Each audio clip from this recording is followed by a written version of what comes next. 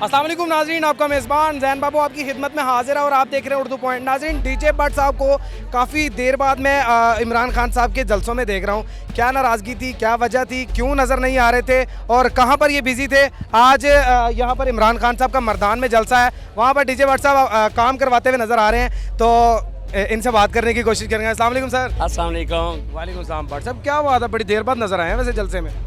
देर बाद क्या मतलब? ये पंजाब के जितने भी जलसे मैंने अटेंड किए हैं उनमें मुझे आपने नजर आए। केपीके के जलसे में पहला जलसा है जिसमें आपने मुझे नजर आए हैं। आप हर जलसे में आया करें, आपको पता चले।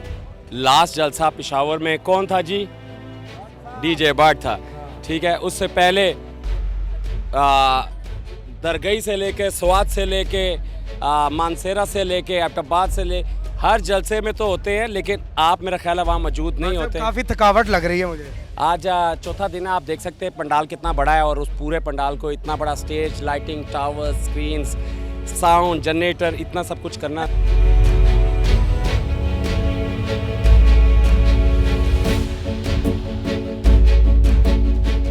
अच्छा, क्या क्या अरेंज किया गया ज़रा बताइएगा।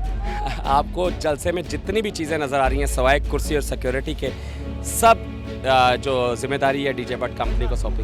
तो डीजे भट्ट साहब, साउंड सिस्टम जो है वो किस क्वालिटी का लगाया गया है और कितने साउंड लगाए गए? लाइनर सीरीज़ के जो लेटेस्ट टेक्नोलॉजी के स्पीकर्स लगाए गए हैं और उसके साथ साथ आप ये देखें कि यहाँ पहली दफ़ा ये पाकिस्तान के जदीद तरीन स्पीकर्स लगाए गए हैं। इससे पहले, आज से पहले किसी भी साउंड वाले ने ये स्पीकर इस्तेमाल नहीं किए थे।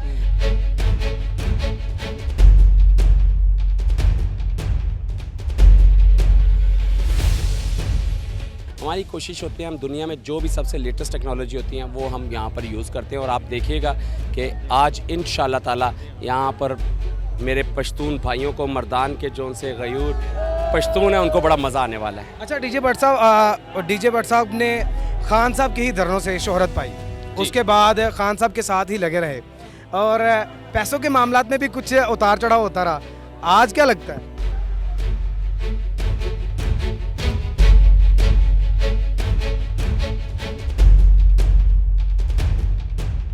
उतार चढ़ाव नहीं, देखें, जब कोई भी जुल्म ज़्यादती होती है या कभी किसी मज़दूर को पैसे नहीं दिए जाते तो वो तो एक गलत बात होती है, लेकिन अगर पैसा मिलता रहे और हम मज़दूर काम करते रहे, मेरा नहीं ख्याल कोई मज़ाइका है। थैंक यू, बहुत शुक्रिया जी, thank you so much Bhatt साहब।